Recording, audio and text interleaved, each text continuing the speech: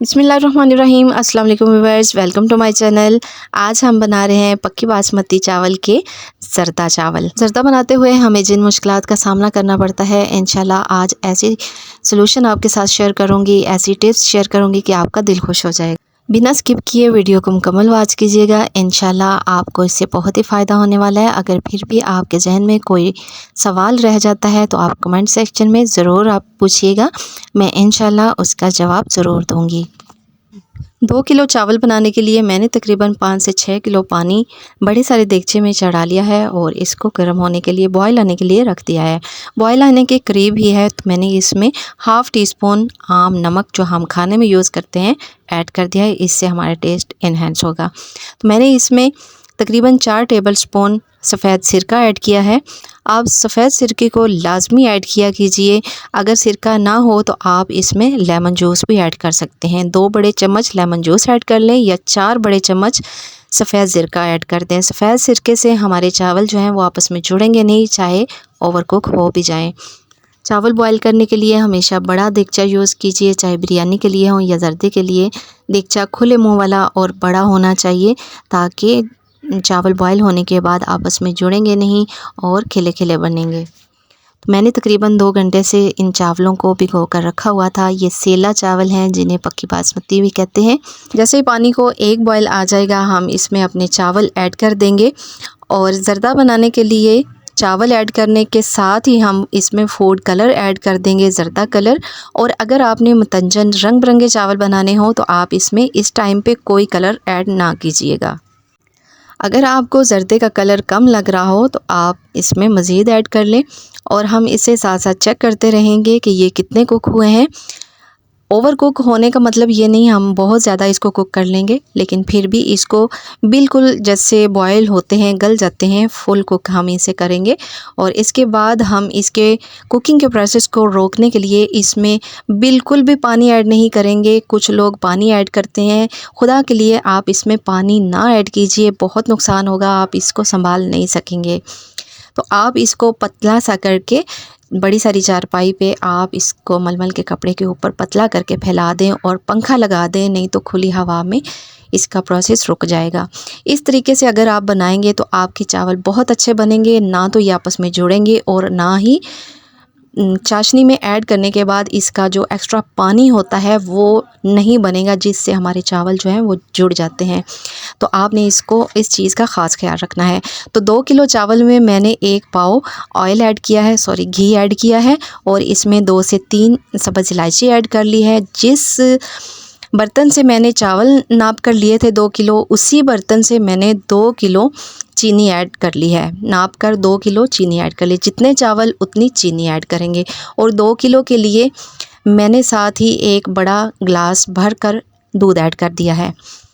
आप पानी भी ऐड कर सकती हैं। पानी अगर ऐड करें तो आप छोटा ग्लास लीजिएगा, अगर आप दूध ऐड कर रहे हैं तो आप बड़ा ग्लास ले सकते हैं।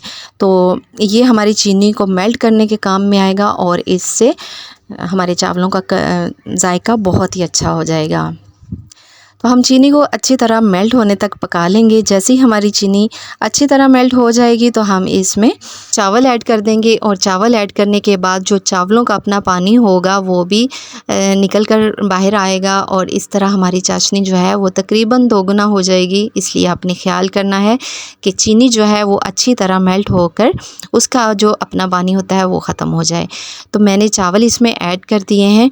अब हम इसे हल्के हाथों से मिक्स कर लेंगे। नीचे खोया सा बन गया था, इसको आप देखकर परेशान ना हो, ये हमारे चावलों को ख़राब नहीं करेगा बल्कि टेस्ट में इजाफ़ा ही करेगा।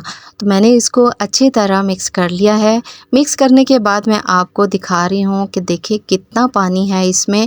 आपने ये देख के घबराना नहीं है कि इतना ज़्यादा पानी निकल आया है, कहाँ से आ गया, तो हमारे चावल ख़राब हो जाएंगे, ऐसा बिल्कुल भी नहीं होगा।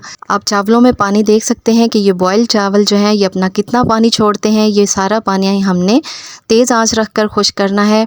यहाँ आप इस बात का अंदाज़ा लगाइए, अगर आप इसको ठंडे पानी में से गुजारते हैं बॉयल करने के बाद, जो चावलों को ठंडे पानी से कहते हैं कि बॉयल करें, कुकिंग का प्रोसेस रुक जाएगा, तो उसके बाद कितना पानी आएगा आपका, तो पूरा देगचा भर जाएगा। इसलिए आपने ऐसा बिल्कुल भी नहीं करना। आँच तेज़ रखकर मैंने सारा पानी खुश्क कर लिया है और इस तरह ना तो हमारे चावल टूटे हैं और ना ही ये आपस में जुड़ेंगे इंशाल्लाह। तो आपने इसके ऊपर जो ड्राई फ्रूट आपको पसंद है वो सारे ऐड कर लेने हैं। मेरे पास केवड़ा एसेंस है तो मैंने इसके 4 कतरे इसमें ऐड कर लिए हैं। अगर आपके पास केवड़ा वाटर हो तो आप 1 बड़ा चम्मच भरकर ऐड कर दें। चावल हमारे फुल कुक हैं, इसलिए हम इसे सिर्फ 5 मिनट का दम लगाएंगे। 5 मिनट के बाद आँच को हम बिल्कुल बंद कर देंगे और 5 मिनट ऐसे ही पड़ा रहने देंगे। उसके बाद हम इसे ओपन करेंगे। अगर आप इस मेथड को फॉलो करते हैं तो कभी भी आपके चावल चाहे ओवर कुक हैं जुड़ेंगे नहीं, हलवा नहीं बनेंगे और कभी भी हार्ड नहीं होंगे और कम मीठे वाले या ज़्यादा मीठे वाले नहीं बनेंगे। परफेक्ट मेल्टिंग है, आप इसको ज़रूर ट्राई कीजिएगा। अगर फिर भी आपको किसी किस्म का डाउट हो तो आप कमेंट सेक्शन में मुझसे ज़रूर रब्ता कीजिएगा।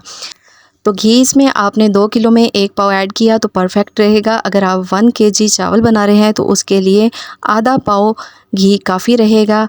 इसी तरह अगर आपने हाफ़ केजी चावल बनाने हैं तो उस आधा पाव को भी आप उससे भी कम कर लें।